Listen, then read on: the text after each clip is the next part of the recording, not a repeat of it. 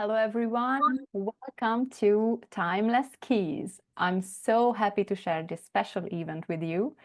And the title, Timeless Keys, reflects something I find fascinating. And this thing is how music, written for a keyboard, any keyboard, lives beyond its time, beyond a single instrument. For example, a piece that once belonged to the harpsichord can just as beautifully find its place on the modern piano. So today we will explore this idea in two ways. One way will be enjoying performances from my students. They prepared fantastic pieces for us. And then we will take a closer look at the harpsichord itself with our guest speaker, Heibl, who will guide us through its rich history and unique musical role. So let's get started. I would like to tell you some words about Anna. We were classmates at the high school and we studied together at the University of Szeged. And then she graduated at the Faculty of Early Music at the Hochschule für Musik und Theater München, where she studied harpsichord and early keyboard instruments with Andreas Steyer and Christina Schornsheim. I hope I pronounced their names correctly. And then she took her master degree in historical music performance, harpsichord, at the Anton Bruckner Privatuniversität Linz. And then she took a lot of master classes with several people, just to mention a few: Spányi Miklós, Marike Spánz, Ketil Hausgard. In 2012, she was finalist in the first Fritz Neumayer fortepiano competition in Bad Krozingen. And she participates in various chamber music formation as an accompanist. She gave concerts in Germany, Austria, Finland, Belgium, Poland, England, Czech Republic, Russia, and the Netherlands. So super international. And she also played as a soloist with the Kecskemét Symphony Orchestra and the Szeged Symphony Orchestra. In 2018, she founded the early music ensemble La Viola. And besides, she's a performer, okay, and she's a teacher also. She's teaching piano and harpsichord. And she's a mother of two lovely children. So Anna, thank you very much for being here. And I can't wait to hear your thoughts about the harpsichord. Mm-hmm. And hi. Hi everyone, and thank you, Nora, for inviting me, and that's an honor to be here. So I hope we will have a nice evening together. I'm sure. Oh, that's so nice. Actually, the idea came at a reunion this summer. Oh no, it was last summer. We had a reunion with our high school class, and we were talking with Anna, obviously, about music and piano. And we were like, we should share this. It's so interesting, because a lot of pieces, what we play nowadays on the modern piano, was written for harpsichord. So, okay, I would like to start with a piece of music just to set up the tone for our time travel. So we are going to start with a piece by Kuhlau. And our first pianist is Kathy. Kathy and Joan, we see them together. Hey! They're from Arizona. I will be playing Kuhla's OP 88, the third movement.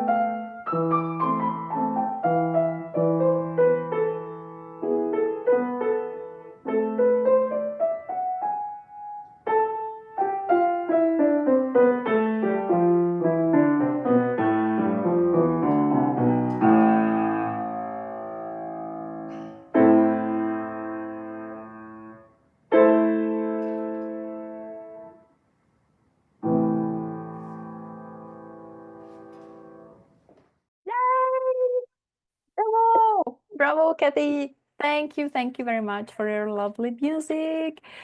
Nice. You did a great job. So now it's time for learning. Let's put you, Anna, on the spotlight. Here we go. So my first question is, could you share us a little bit about the history of the harpsichord and its evolution over time? Yes. So The harpsichord was, can you hear me? Yes? Okay. So harpsichord was the main keyboard instrument between the 14th and 18th century. It was first mentioned in 1397 in Padua, and it was called clavicembalum. Clavi means keys in Italian, and cembalum means a psaltery or a hammered psaltery. In Hungarian, it is called cimbalom, so that's almost cembalum. And the psaltery was a medieval plucked string instrument, and it had a trapezoidal shape. So the harpsichord is a plugged keyboard instrument.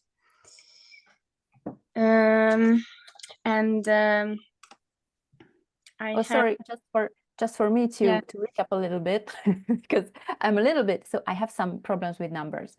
They first mentioned it in 13 something, so the 14th century, right? Yes. And send me some pictures. Do you want me to share those pictures? Yes. So we start with which one? Let's start with the psaltery. Okay. Psaltery. So that's where we start. Okay, I see. Yes, so that was the psaltery, and that was plucked by the fingers or with a plectra.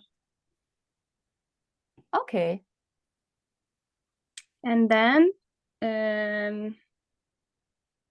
came the hammered psaltery or hammered duodecimal.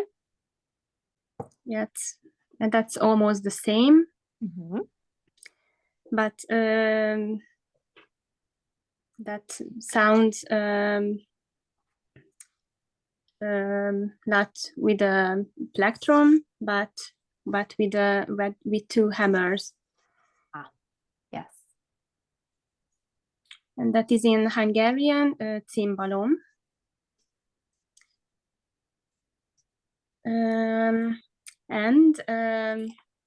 So they thought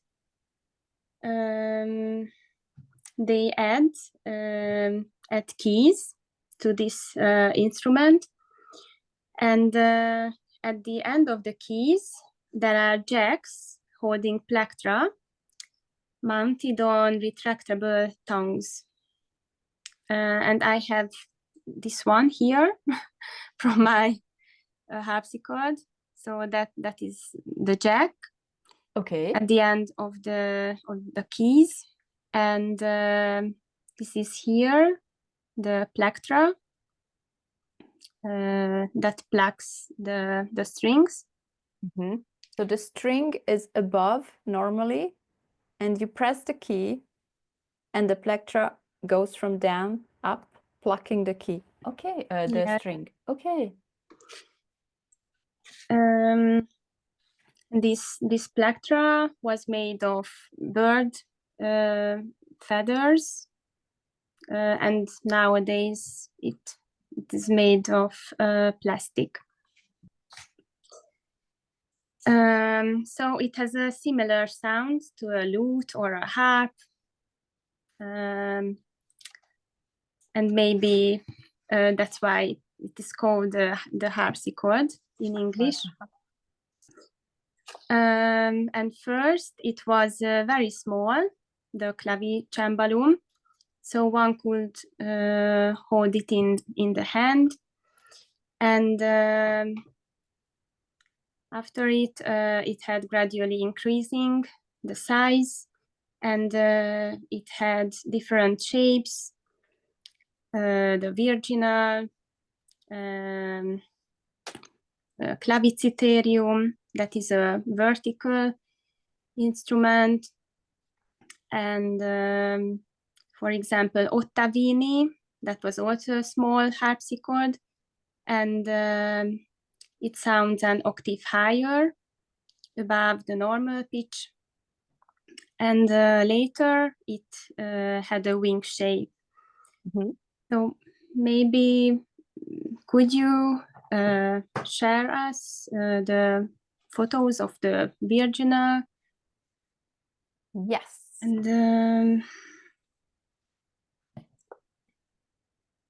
the other shapes. Okay, so this one.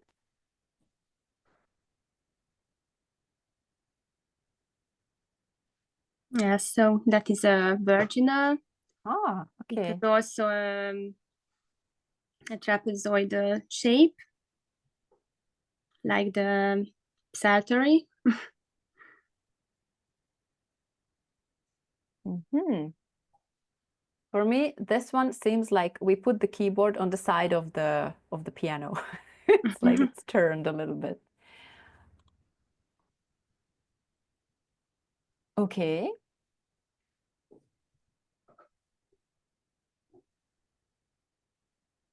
I have an ottavino.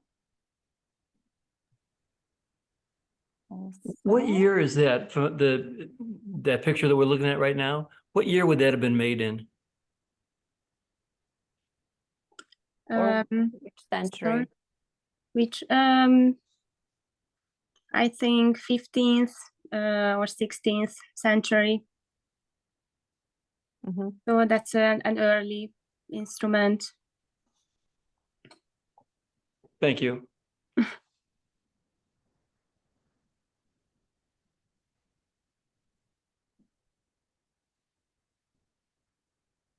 Okay, I think I need to share this one separately. Yes, here we go. So this one, it has some painting on it. Beautiful. And it's really, really small, right? Yes, it has only 3 octaves. Yes.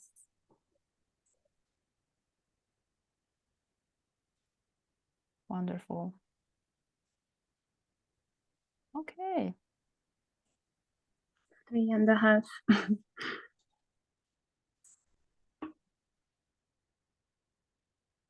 And you have the picture of the claviciterium, maybe?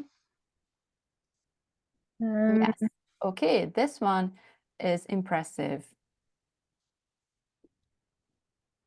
Here we go.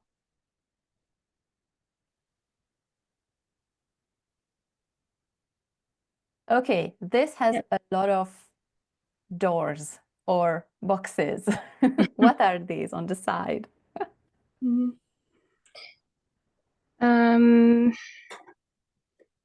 Maybe you can hide it. Maybe. And I think for the sound, for the resonance, yes. And I see, and the strings are vertical, right? Right. It's like a harp with a keyboard. Yes. So the harpsichord first had 1 set of strings, and later they add 2 set of strings. First, it had 1 manual, a single manual, and later 2 manuals, keyboards. Mm-hmm. For example, my instrument, which you will see later, it has also 2 keyboards, but that's a later instrument. It is a copy of a French Tuscan from the 18th century, and it has also an extended range of 5 octaves. Wow. And it has many registers. So normally you play on the normal pitch, and it is called 8 feet register. Okay. Because it is based on the length of an organ pipe, sounding the pitch 2 octaves below middle C. That was the bottom note on an organ keyboard of that time. Okay. So that was 8 feet long, this pipe. And another register is called 4-foot register, and it sounds an octave higher, Okay. above the normal pitch. And some harpsichords have also 16-foot register, and it sounds an octave lower. So you have many register possibilities. You can play also with 2 8-foot. So on the 2 manuals. And some instruments have also lute register. So it has many registers, but normally you can't play with dynamic. So you can't make differences. There is no forte, there is no piano. You have one volume, that's it. Yes, and that was the problem. Mm-hmm. And in the 18th century,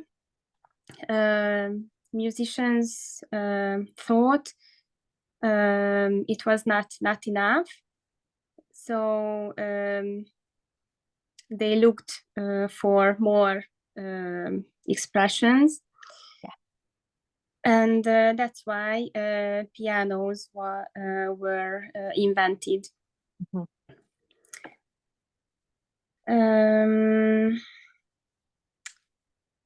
Yes. Just one question, sorry. I'm like, well, when you have 2 keyboards on one harpsichord, so it's changing the pitch basically. On one keyboard, you have a certain pitch, an 8-foot octave, and on another keyboard, you have higher notes. And then, no, on the other keyboard, we have the also the normal pitch. okay. And we have another strings, so shorter strings for the 4-foot register. I see. And another jacks for it. Okay, I got it. So we And started with the little thingy with one small set of strings that you were hitting or plucking, and then little by little, we had more strings. Little by little, we added the keyboard, and after a while, it wasn't enough, so one more keyboard. And what can you do with these 2 keyboards? Like, can you combine them or make some differences? yes, for example, you can play with one hand on one keyboard, and with the other hand on the other keyboard. If you want to make a difference between 2 hands, for example, you can do that. Okay, yeah. So it's really for the expression. Musicians wanted to express more, and after a while, we reached this limit of expression with dynamics, expression with articulation. Yes. Beautiful. Yeah. So yes, I think that was the main story of the harpsichord, and with Mozart, it was the end of the of the harpsichord, and later I will speak about the future of the harpsichord as well. Okay. All right. So that's fantastic punchline for our next video. But sorry, but you have one picture left, I think, the Tuscan with 2 keyboards. French harpsichord, that's it. Yes.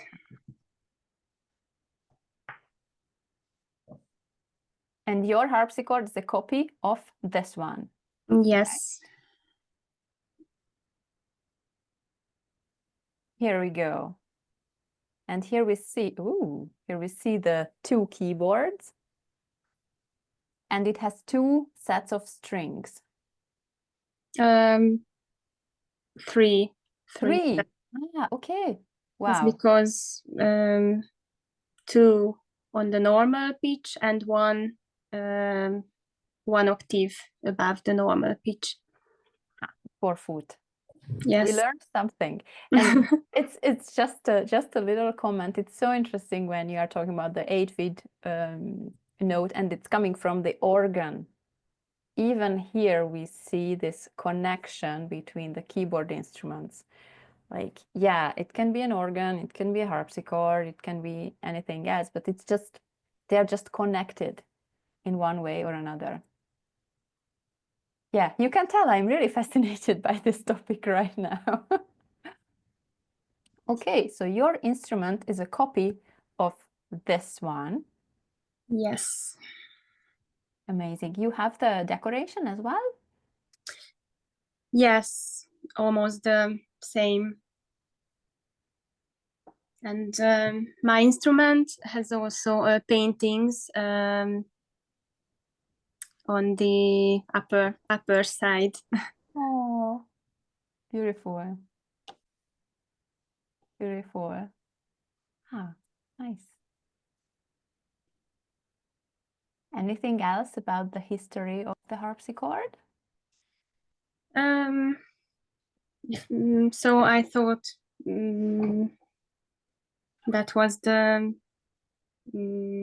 most important. But if you have questions, I can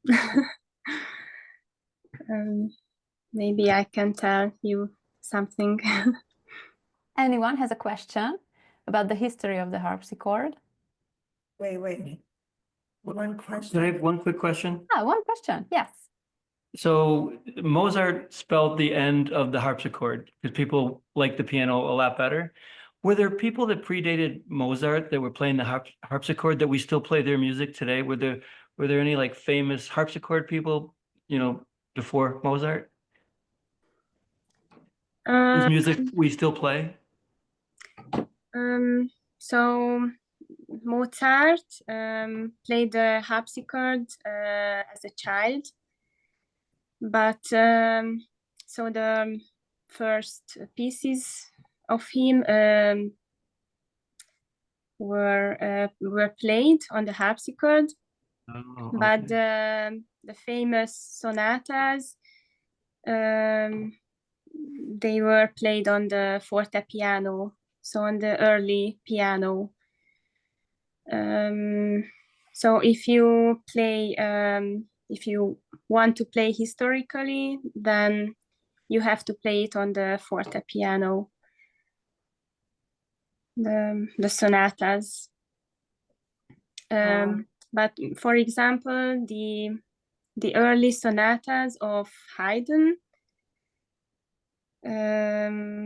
they were composed for the harpsichord.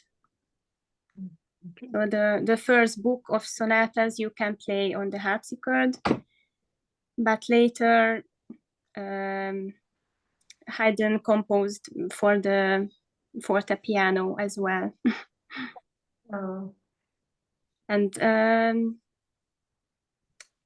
he wrote also forte and piano in the score, so he wanted that for the forte piano. Yeah. Thank you.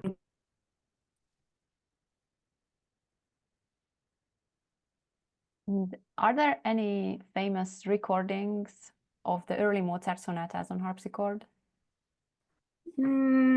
I don't think so. Uh-huh. Maybe these childhood pieces you could play on it, but the most famous players don't play these easy pieces, only the sonatas. Yeah. Ah, that's so interesting. Thank you.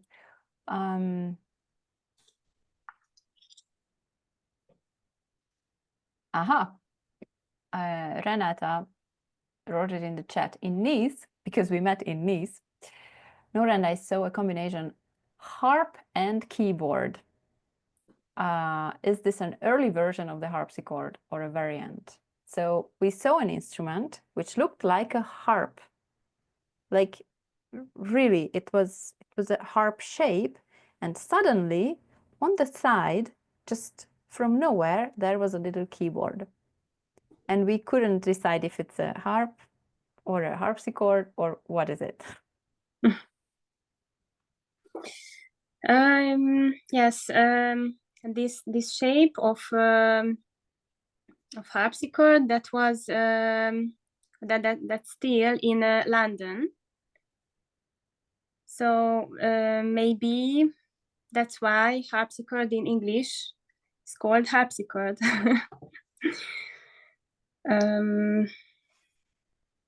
So that is how to say connection between harp and harpsichord. Yeah. Yes, I had the same conversation with Antoine. He told me that harpsichord, it's coming from the harp, right? I'm like, I don't know, I don't think so. So maybe he was right.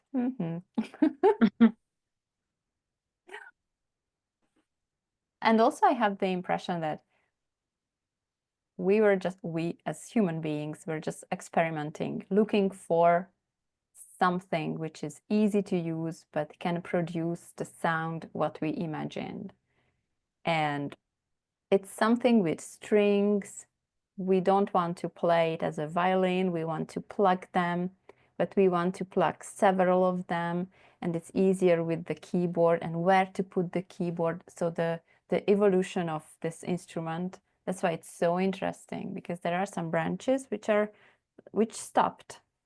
And I think that this instrument, what we saw, Renata, in Nice, this harp with a keyboard, it was a harpsichord, but a prototype which arrived here, and that was it. That was the end. So nice. Okay, let's listen to some music. What do you think? Since we were talking about Mozart, we are going to listen to a Mozart sonata. And Renata, it's your time to shine.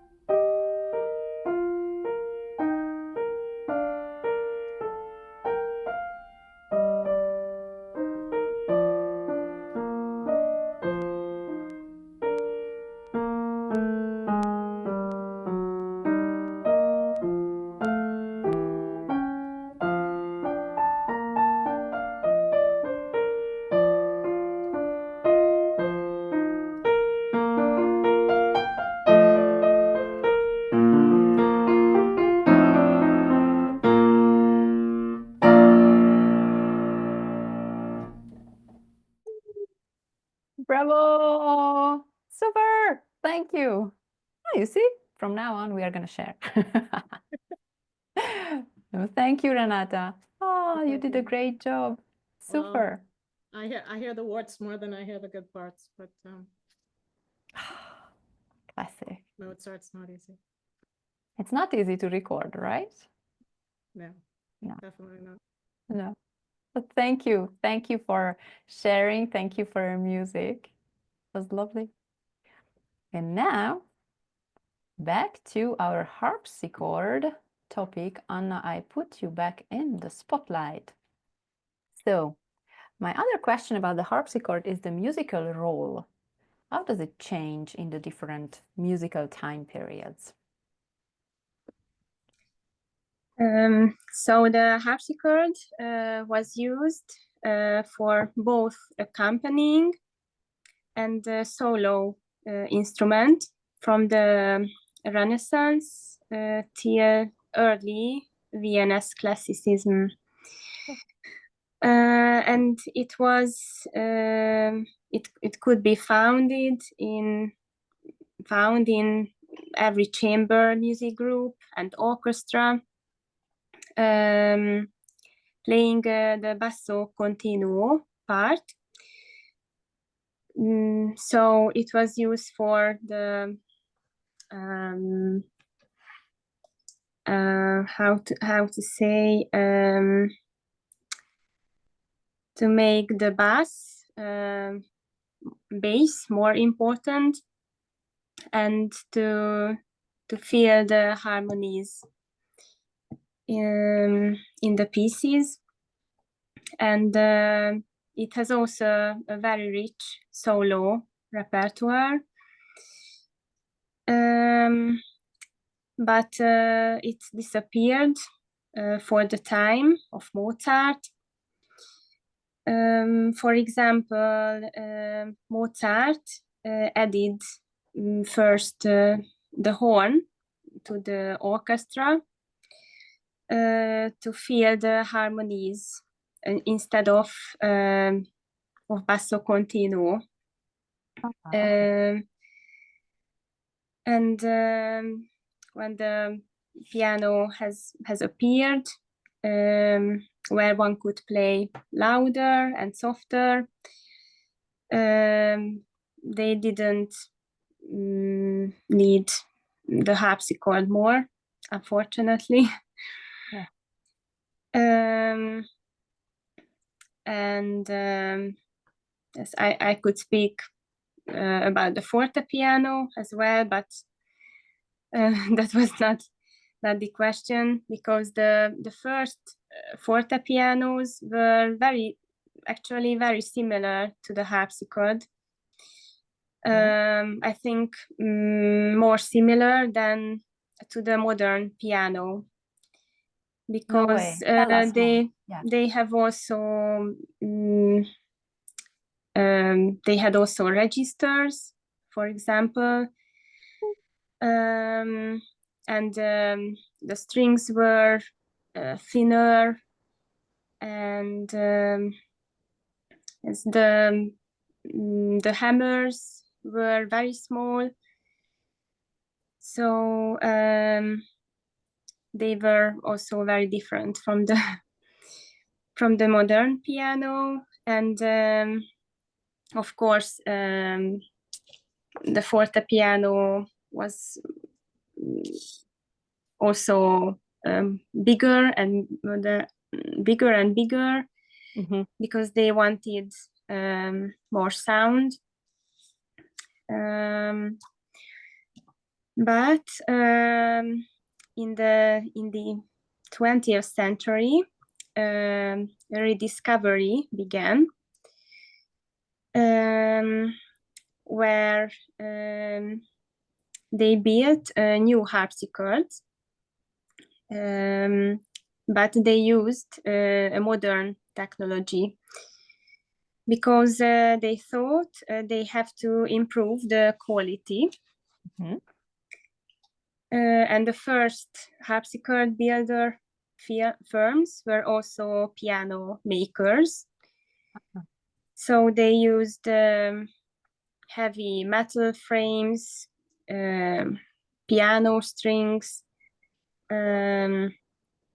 plectra made of leather, because they thought that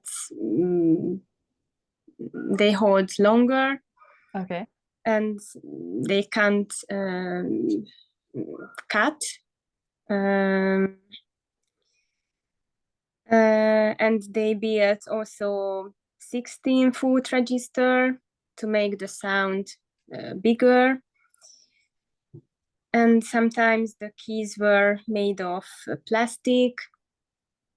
And that resulted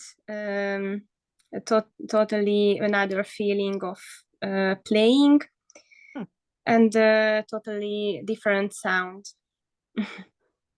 And I thought I mentioned a very famous harpsichord player at the beginning of the 20th century. She's called Wanda Landowska. She was a Polish harpsichord player, and she made many recordings.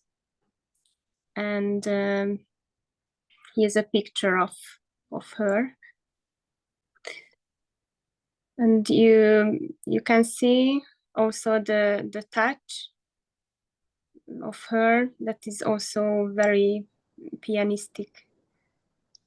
Ah, yeah, the fingers, curved fingers, using the whole arm.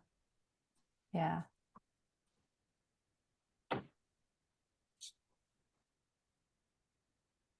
Okay. And in terms of repertoire, what did she play? I think everything, but mainly Bach and the modern, so the late Baroque pieces, and also modern pieces, because the 20th century composers started to compose for the harpsichord as well. Ah, so we have new pieces for the harpsichord. Yeah. All right. Okay. And I just would like to see, in terms of repertoire, when you play something on the piano, like what's the time period which was really dedicated to the harpsichord? And when you play a piece, you mentioned the forte piano. Which composer used the first forte pianos, for example? I think so. At the time of Joseph Haydn, so the contemporaries of him, they used already the forte piano, and they like it more than the harpsichord. And it's because of the dynamics. Yes, I think so. So the difference, yeah, some things are bugging me, you know? You just say one sentence and it starts a snowball effect. So you told me that the early forte piano was very similar to the harpsichord. So how? It's just, so what are the differences actually? It's only the way it works. We changed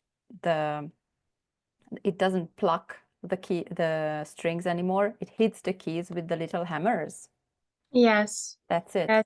And the range, so it had also 5 octaves, for example, and the strings were I don't know how to say it in English. Kereszthúrozás.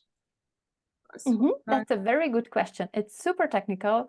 It's like, I would say cross stringing, but I'm sure it's not like that. Yes, so the modern piano has a cross stringing, And When the strings are basically crossing each other, yes, right? the They are fortepianos. not parallel. Yes, fortepianos had the strings so parallel. Okay. And the sound, the tone didn't sound so long, and I think that that makes the difference.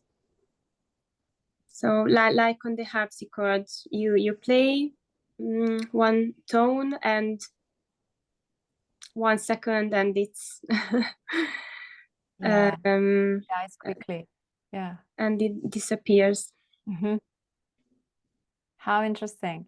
And when we play a piece on the modern piano, which is written for a harpsichord, do we have to keep in mind something? Like, for example, the notes are dying away quickly. It means less pedal or no? What are your thoughts about this question? So you mean the Baroque pieces or modern? Baroque pieces, yes. So I wouldn't use the pedal because they didn't use. The harpsichord has no pedal. I think that's a difficult question. Yeah, it's not because obvious, right? The is the question of tempo as well. So in which tempo do you play? Because many people think on the harpsichord they played lassabban, slowly, slower than nowadays, but that's not true because the tone disappears. So, but on the piano you can play slower. So that's difficult to answer.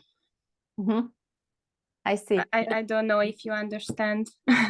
Absolutely, absolutely, and thank you. It made clear a very important point, and it's the question of tempo. Because the first question as a pianist is like, okay, I don't use the pedal because it's Baroque. But then there are many other layers. Like I can play slowly, I can play fast. It's just question of taste, and also we need to keep in mind the instrument. If we want to imitate the harpsichord or just play it in a modern way, how we think. And it leads very, very far. It leads to Glenn Gould and even other pianists who just thought, okay, I'm going to express myself. Yes. I don't think that you have to imitate the harpsichord on the piano. Yes, I think you have to find a nice sound for it, and I will speak later about the tuning as well, because tuning makes also much difference. Oh yes. Yes, and I wanted to tell you, so there were these modern harpsichords, but after the 1970s, an authentic approach appeared.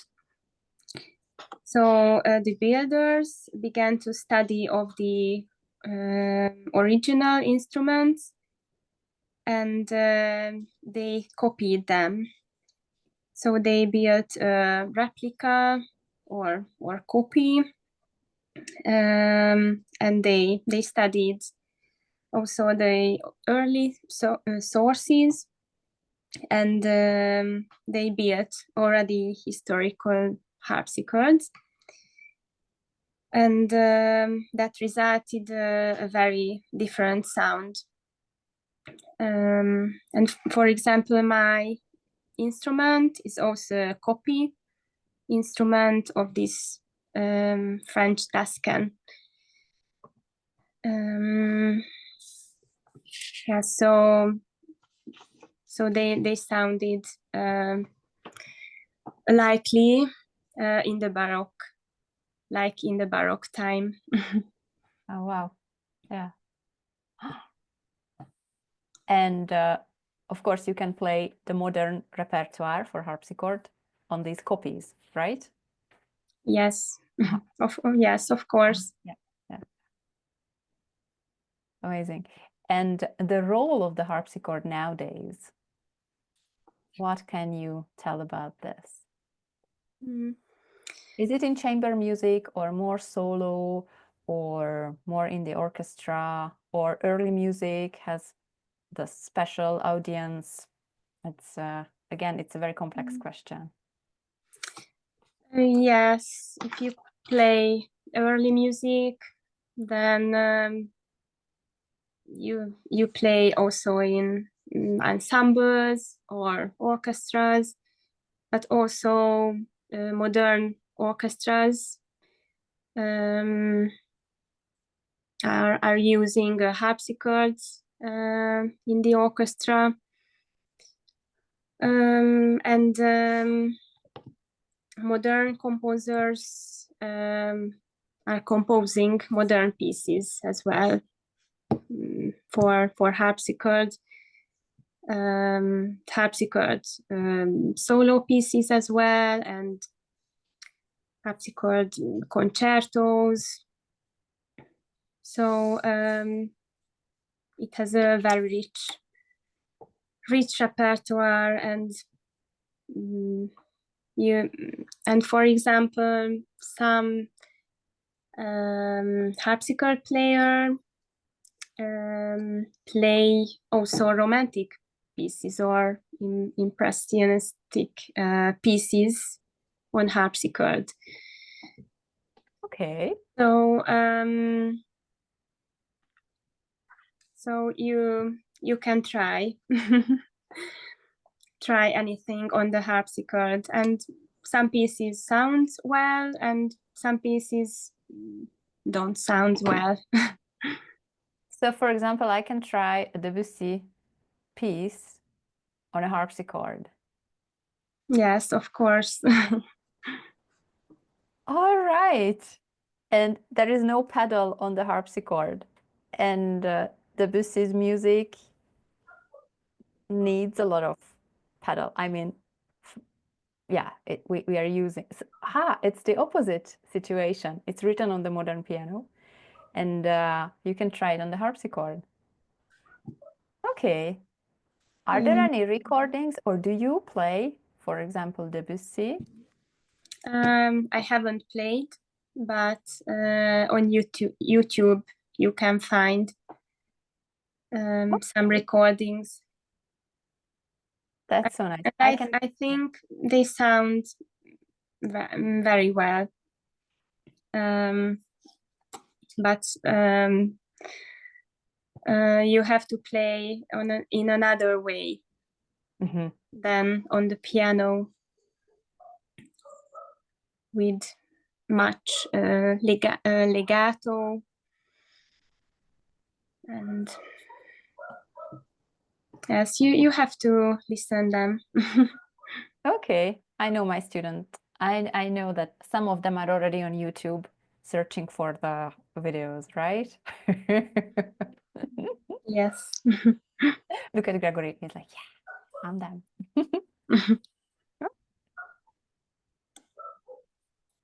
Nice. Wow. It's really turning over the picture in my head about the harpsichord, because for me it was like Baroque. That's it. But no, we are learning so much. Yes, do you have any thoughts about the role of the harpsichord or anything else about this question?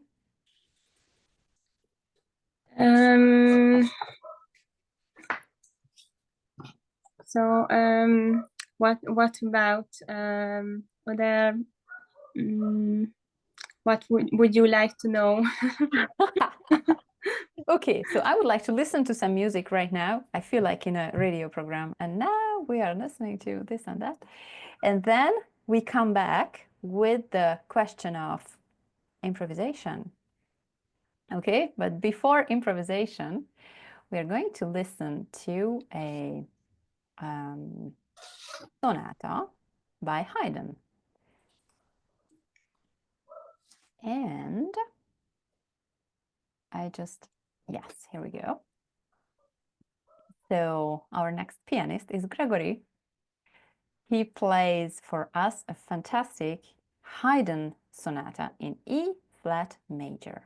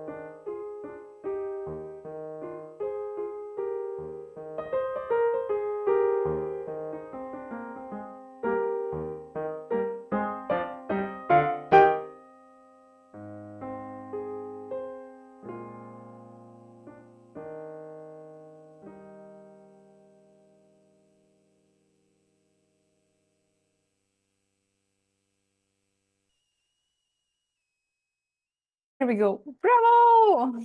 Yes, fantastic. Thank you, Gregory. Ah, great. Sounded so good. Thank you very much. Excellent job. Oh, after this sonata trio, we go back to the question of improvisation. So nowadays, improvisation is really connected to jazz. Classical musicians, we don't improvise. But it wasn't always like this. So Anna, what can you tell us about improvisation and harpsichord? Do you incorporate it in your practice? Yes, I have to incorporate it because improvisation plays a basic role in early music. Because composing and interpretation were not separated like nowadays. So they mainly improvised the early times, and sometimes they wrote it down and sometimes not. For example, many pieces of Bach were written down by his pupils. So Bach improvised something, and the pupils were listening to him and wrote it down, and later we can play them. So wow, and time.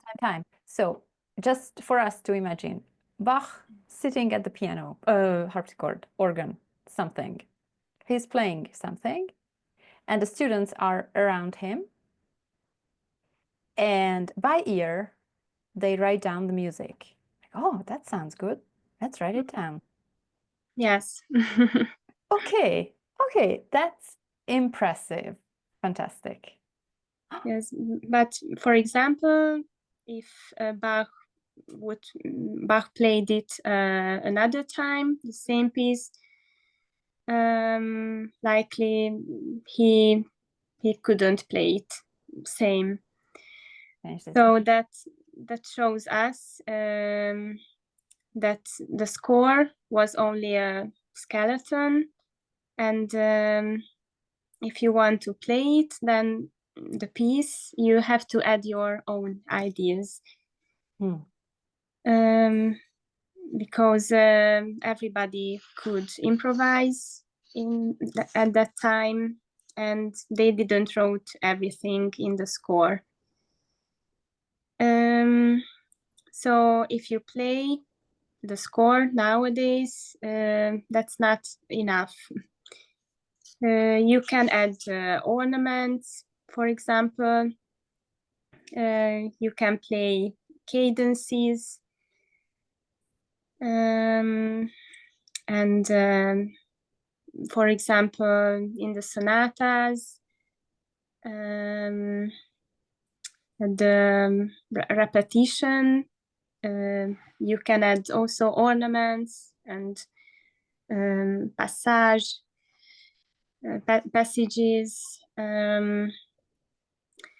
and of course in the basso continuo playing, where only the left hand, the bass, was written down, the right hand must be improvised.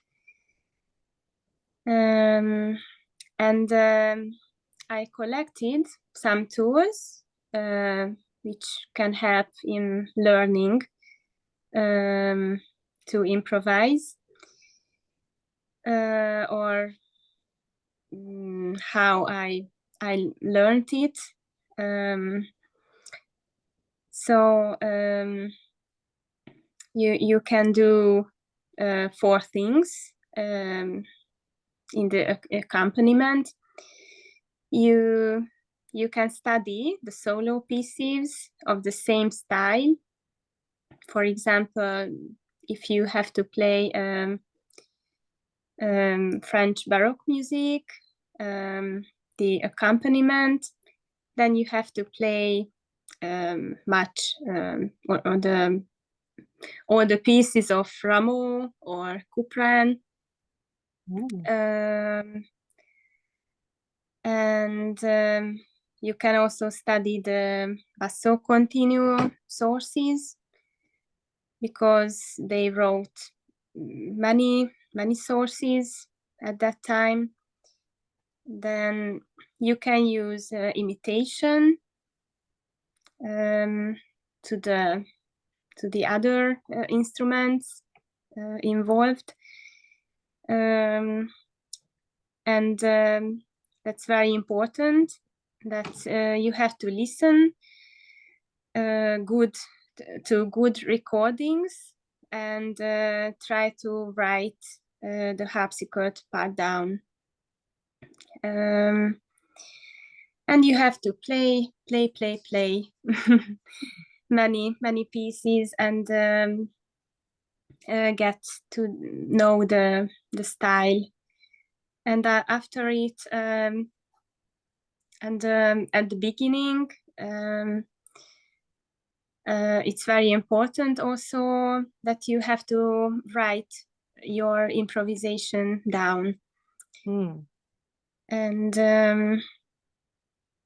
so that's not true, that you have to improvise at that time that you are playing, but you have to collect ideas, and some ideas you can write down, and if you play it in a concert, then you can choose which ideas you play. So okay, yeah. Sorry, can you mention some sources? Like, where can we find information about basso continuo? For example, Danglebert. Okay. He was a French componist. He wrote also basso continuo book. Yes, and I can mention many books. So if you are curious, then I can send it later. And for example, for improvisation, sometimes you can learn also from singers. So there are singing books as well. For example, wait a minute.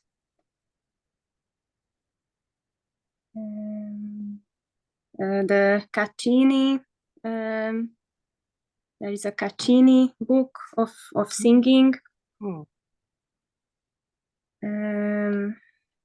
I can tell you.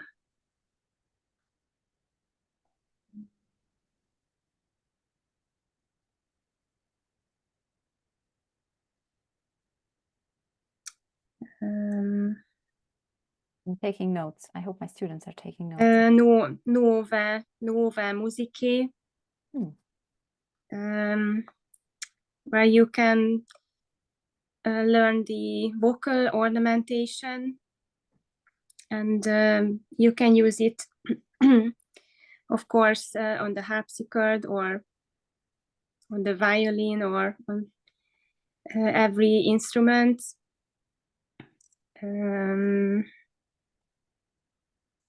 And there is also Viola da Gamba book from by Ortiz. Tratado de Glosas is the title of his book, and he wrote down the diminutions. So these little figurations, and of course you can learn very lot. Mm.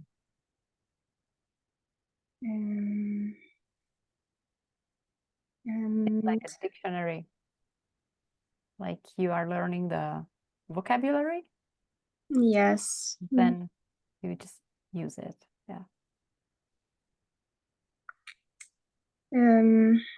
Yeah, so you can find very many books also on EMSLP. Excellent. Yes. And I collect also some things for pianists who play only Baroque and classical music. So I send you the ornament table of Johann Sebastian Bach, and he used the ornament table of Danglebert, the French componist. So he copied it.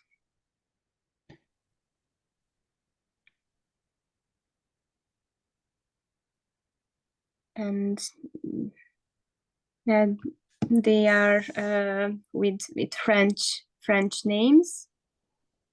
For example, the trill is called Tremblement. So you can find here some ideas that This you is can beautiful. use. Yes, and we see all these signs from the first line in the piano music sheet as well. The turn is there. Yeah. And also the trills. Yes, and the arpeggios. Yeah. So you can see, you can make ornaments in the arpeggios as well.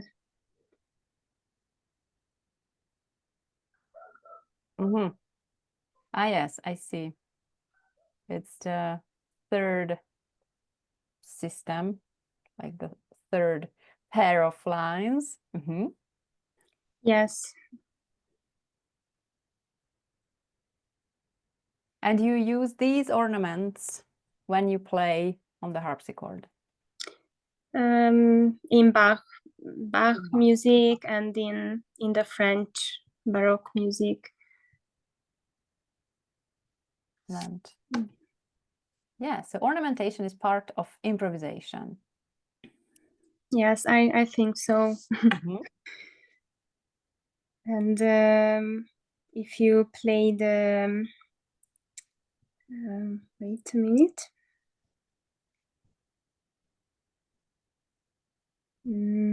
If you play the repeating, for example, in a Bach saraband, for example, then at the repetition you can play with these ornaments.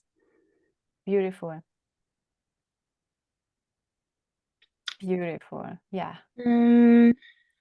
And I sent you also a picture of a book by Carl Philipp Emanuel Bach.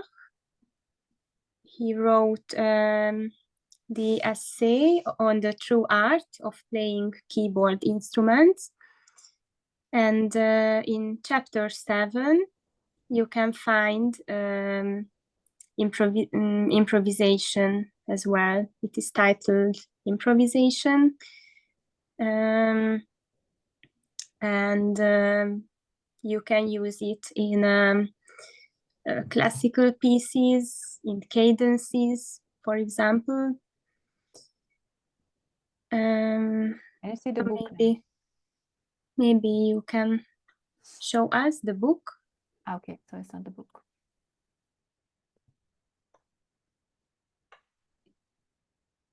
Here we go.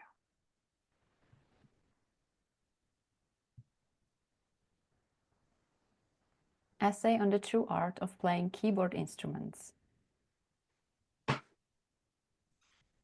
Yes, it is.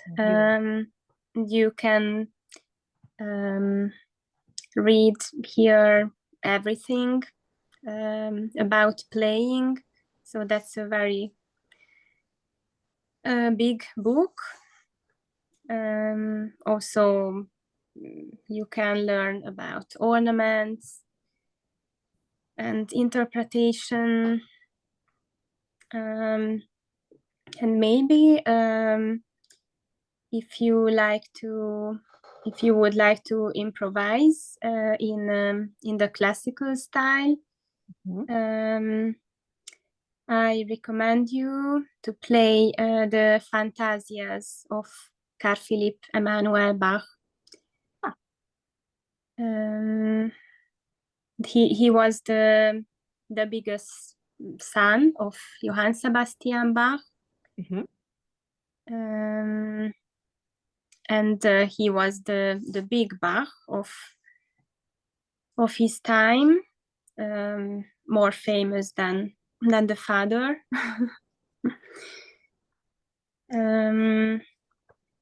And he was between Baroque and the classical time. So some thoughts of him you can use for Bach music as well, but some thoughts were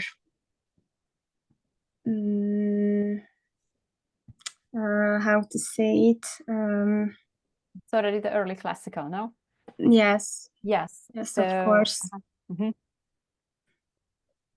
We need to be careful what we read and where to use them, right? Not everything can be used for the Baroque music, and he's part of the classical movement. Yes, so I recommend this book for pianists as well. Thank you. We will read that, all of us. Good luck. Yes.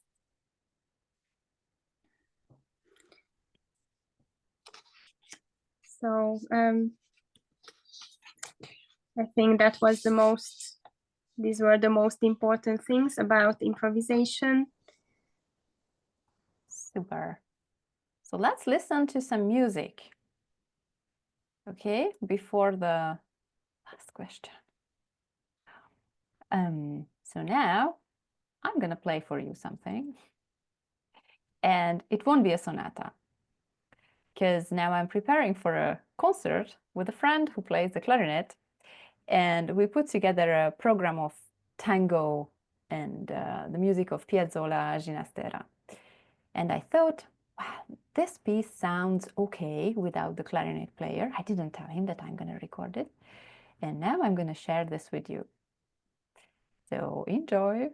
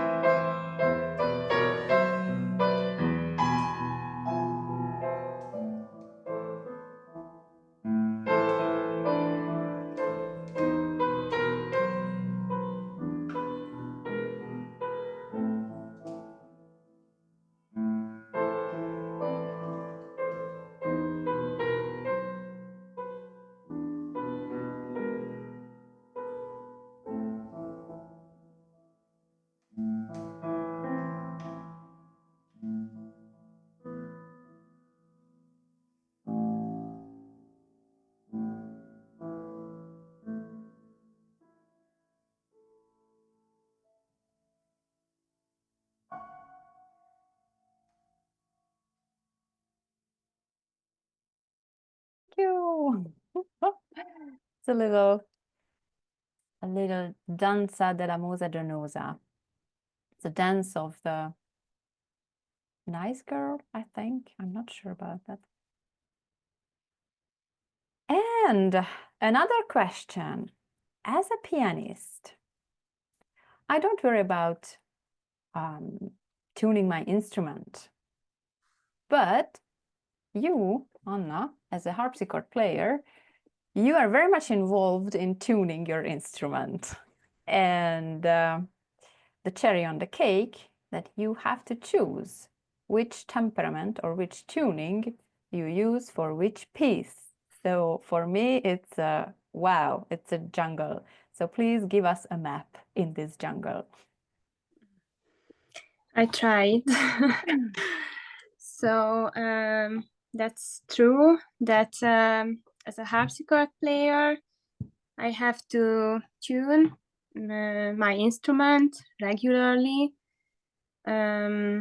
mostly every week, or sometimes in winter I have to tune it every day because of the temperament.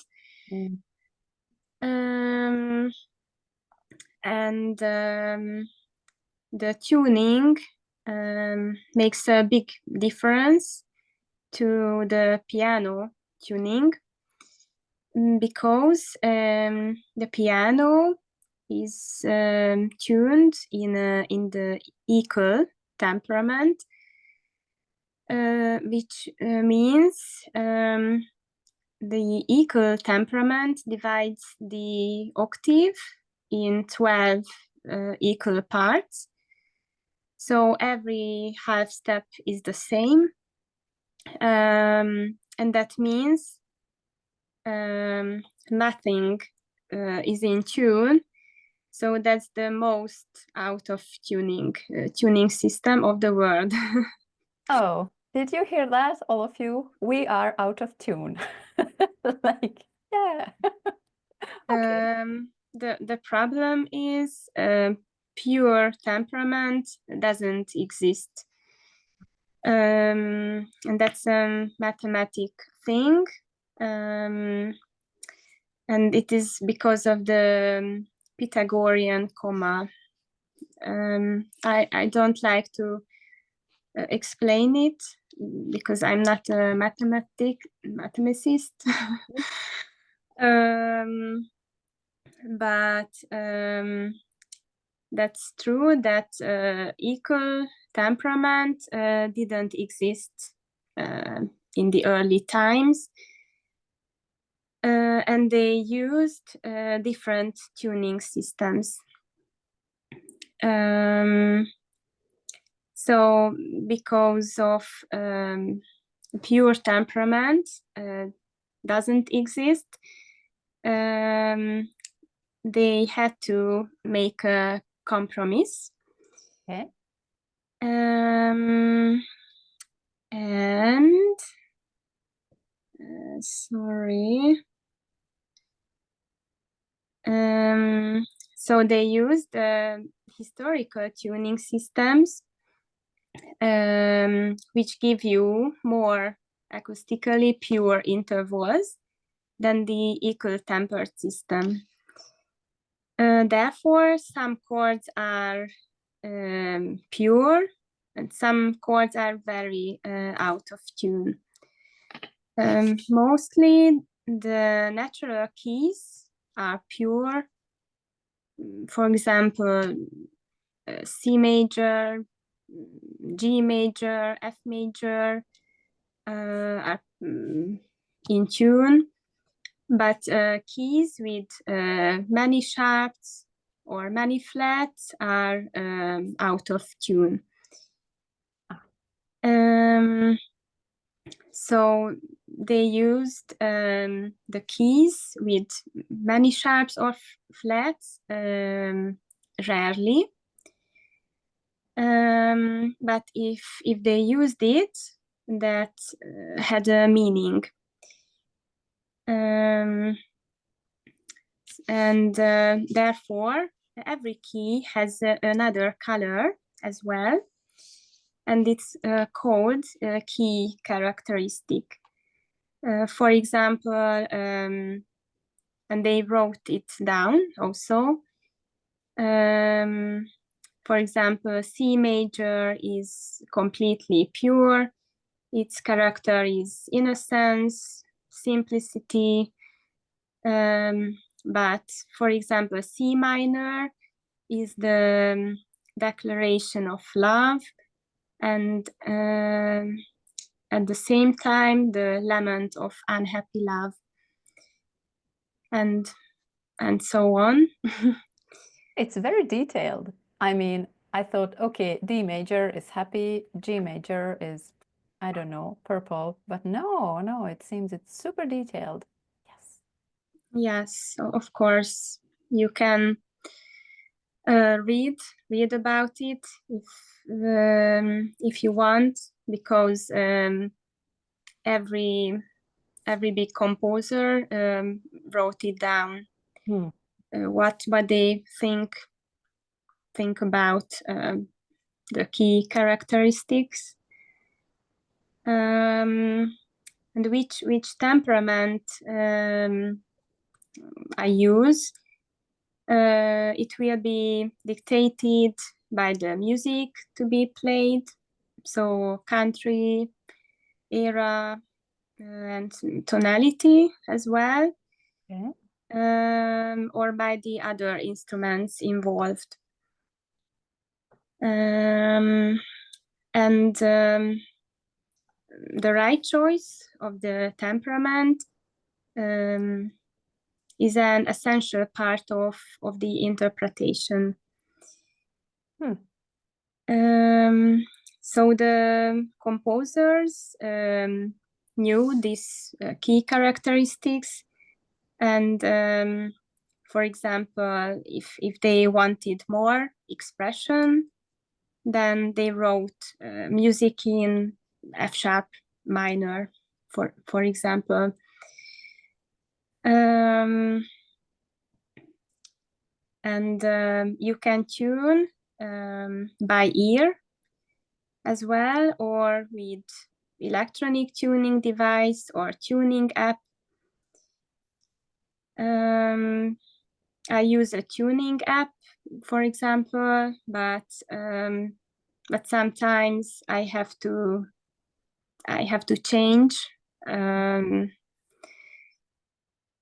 For example, if I have a piece in A major, but it goes to B major as well, then I have to tune, for example, the D sharp different. So that's yes, because the D sharp has a different function in E major. In E major is the leading note, and in B major is the third. Yes, So it for sounds, example. yeah. Okay, wow. And that's an interesting thing to tune by ear, because you have to know in which tuning system how to listen to the vibrating beats. For example, if you know, for example, in the mean tone temperament, the fifths are a little bit narrow, but the thirds are very pure. Okay. So you have to know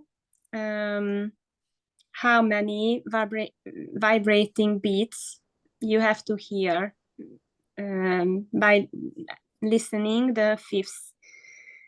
So yes, that's a little bit difficult but if you practice it, then that's not so difficult. Hey, and which is interesting as well. Many people think the well-tempered clavier by Bach, it was composed with the equal temperament, but that's not true. So that's a misunderstanding. So there was a Bach tuning system, likely, and that means only that you can play in every key, but every key has a different color as well.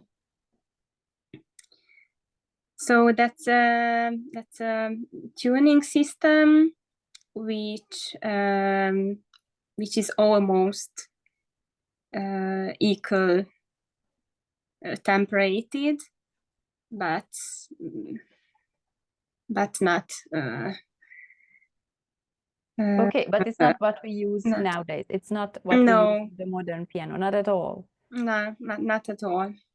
Wow, and we still have, with this Bach temperament system, the keys have their characteristics.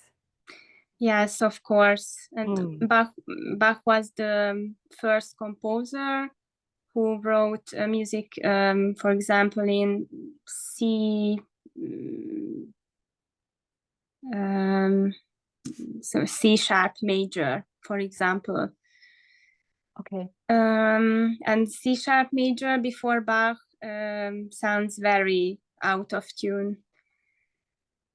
But in Bach's music, that sounded not so out of tune. But it sounded not so like nowadays. And where can we hear this temperament? I think if you listen to Christina Schonsheim's CD, she recorded all of the pieces of well-tempered clavier, and with the right temperaments. So it's yes, of course. Okay. So on YouTube you can find it. Amazing. Yes, and so I decided to record for you one piece, but with 3 different tunings, to listen to the difference between the tuning systems. And I chose Tombow by Johann Jakob Froberger. Johann Jakob Froberger was an early Baroque composer who studied in Rome with Frescobaldi, then in Paris with Louis Couperin. Wow. So he got to know both Italian and French style, and some pieces of him are composed in the French style. Some pieces were composed in the Italian style. And this tombeau for the death of Mr. Blanc-Rocher is a very French piece. Blanc-Rocher was called Charles Fleury, and he was a French lutenist, very famous lutenist in Paris, and he was a friend of Froberger. So, I thought you can listen to the 3 different recordings, the 3 different tunings, and after it, I will ask you what do you think, which tuning is the best for this piece. Nice. And all of you, you can put it in the chat. Like you will hear 3 recordings, number 1, number 2, number 3. And what do you think? Which one is the best tuning? So curious. Okay, so finally, we can hear you playing, Anna. I can't wait. I just need to move that. And that's only the first page of it. So that has two pages. Mm-hmm. But I thought maybe you can remember it if you listen only to the first page of it. And it was written in C minor. All right.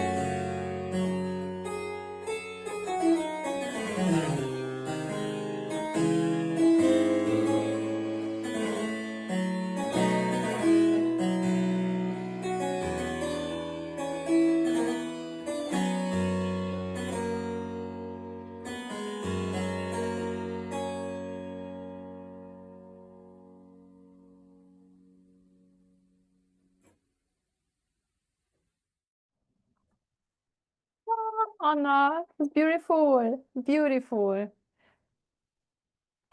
Thank you. So, the question, what do you think? Which one is the right tuning for this piece?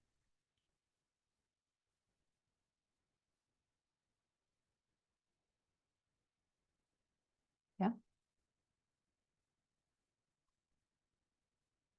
Okay, Antoine says the third one.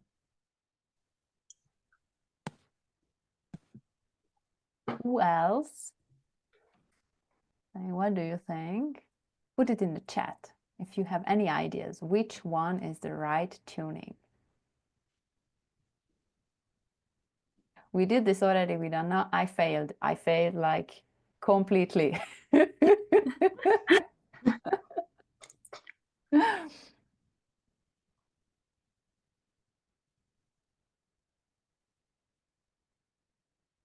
Okay, so that suspense. 3.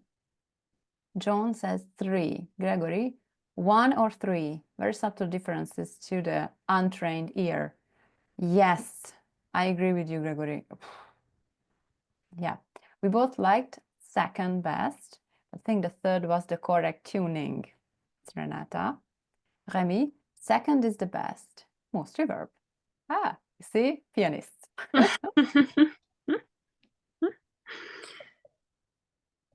Okay, can we reveal? Yes. All right, so what's All the right. So Gregory has right with the first one, because that was the mean tone tuning system that was used in the early 17th century. And the second one was Rameau tuning, so that is much later than Froberger. And the third one was almost equal. So that's very, very much later than Rameau as well. So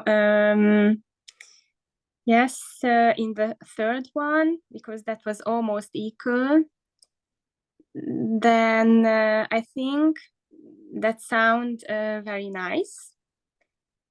And at Rameau's system, it was also very nice, or nicer than the first one. But the first one was the right tuning system, in which, for example, the first C minor chord was very out of tune. But for example, the last G major chord was very pure. And because of it's a tombow, so that's a very, very sad piece. And it is also a dramatic piece. So it shows us it mustn't be nice. And in the right tuning system, it doesn't sound nice. It sounds dramatic. So Absolutely, yes. And what was very interesting, what you told me when we did this before the concert, because I told Anna, no way, it's the first one. Pfft, but the first chord is out of tune. It's how? And then she told me, yes, but listen to the last chord. It's crystal clear. So yeah, I fell in the trap just listening to the beginning, okay, it's out of tune, not good. Yeah, so interesting. And it's true that me too, I had to listen to it twice because I'm not trained to listen to these fine differences. Yes, the ear has to be trained as Right. well. But for example, my harpsichord teacher told me at that time she learned to play the harpsichord, and for 3 years she hasn't played the piano at all. And after it, she returned to the piano for teaching. She heard it very out of tune. Wow. So that was how to say it, a pain for her to listen to the piano. Yes. Yeah, she gets used to the different temperaments and not the equal. So when she heard the equal, it was painful, literally. So interesting. Ear training can go very far.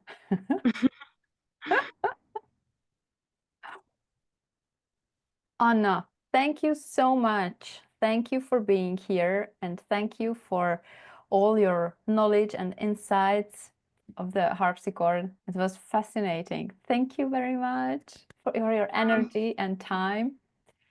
And anyone, do you have a question to Anna about the harpsichord? Renata. Yes. Wait, how can I do that? Like this. Go ahead. Can you hear me? Yes. Yes. I guess, Anna, thanks so much for putting together the presentation, first of all. It's really interesting. I was curious, in terms of your harpsichord that you play, is it an instrument that's modern, or it's a modern instrument, or is it an older instrument that's just kind of been refurbished, and where do you get a harpsichord in this day and age? Do people still make harpsichords? Yes, there are harpsichord builders. They copy this original instrument, and yes, they still build this type of harpsichords. So there are builders, and you can order an instrument of them, and then they build it in 1 or 2 years. or you can buy a used harpsichord. So but they are built historically, and not they are not modern harpsichords like at Wanda Landowska's playing. So I don't know if I answered the question. Yeah, you did. Okay. Any other questions?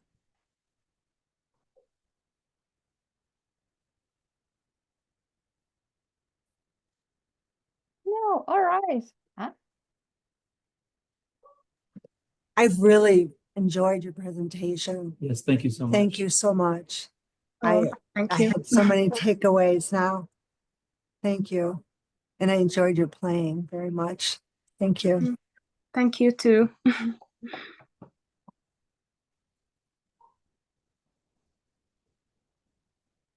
Amazing. Okay. And I would like to say also congratulations to you all, because that's a nice job to learn such a long piece.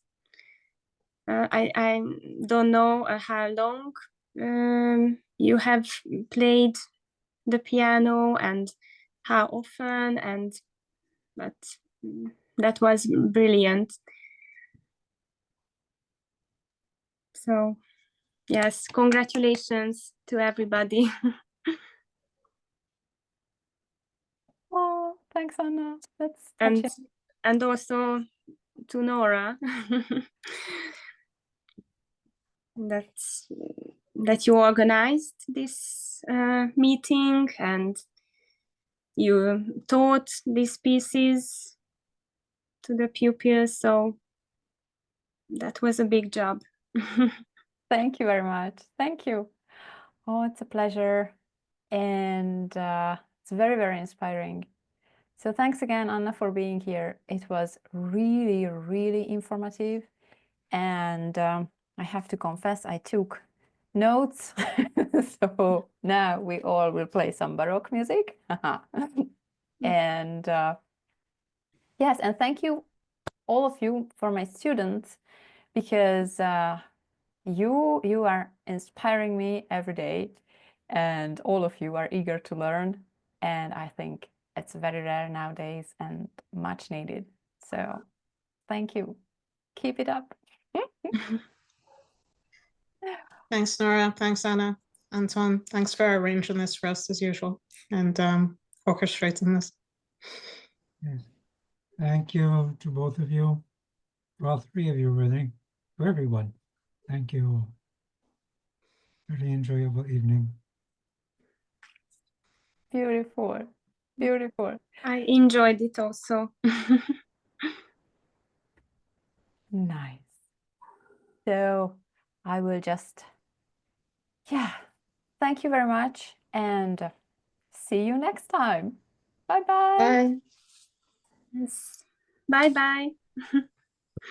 Bye-bye.